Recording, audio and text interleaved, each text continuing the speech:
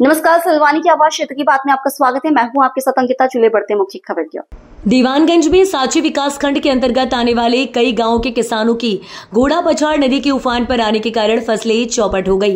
कई किसानों की फसलें पानी में बह गई, जिससे किसानों को काफी नुकसान पहुंचा है।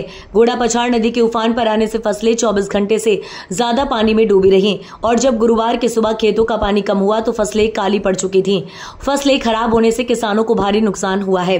नदी का जलस्तर बढ़ने से मंगलवार की रात से ही नदी किनारे वाले खेतों में पानी भरने लगा था। 24 घंटे बाद बुधवार की सुबह से पानी कम होना शुरू हुआ और दूसरे दिन शाम तक खेत खाली हो गए थे। खेतों से पानी तो निकल गया, लेकिन उससे फसलों को हुए नुकसान ने किसानों की चिंता बढ़ा दी है। फसलें काली पड़कर खराब हो गई, जिससे अब किसानों के हाथ कुछ नहीं आएगा और लागत भी पानी में चली गई।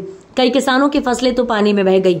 कोमल बाई, हेमराज कुशवाहा, अमरचंद्र अहिरवार, राधेश्याम साहू, शिवनारायण अहिरवार, धन सिंह साहू, प्रकाश सेन सहित अन्य किसानों की नदी की फसल बाढ़ में तबाह हो गई है।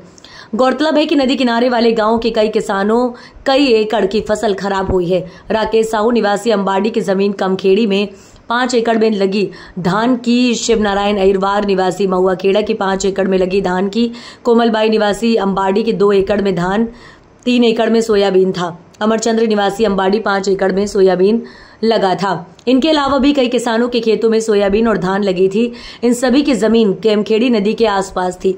इन लोगों को ज्यादा नुकसान हुआ है।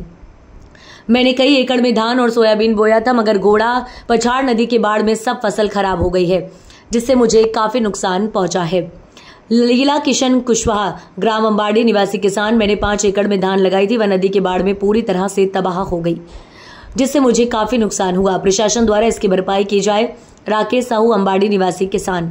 हर साल घोड़ा पछाड़ नदी की बाढ़ में हम किसानों की फसलें खराब हो जाती हैं। प्रशासन की ओर ध्यान नहीं देता, जिससे हमें हर साल काफी नुकसान हो रहा है।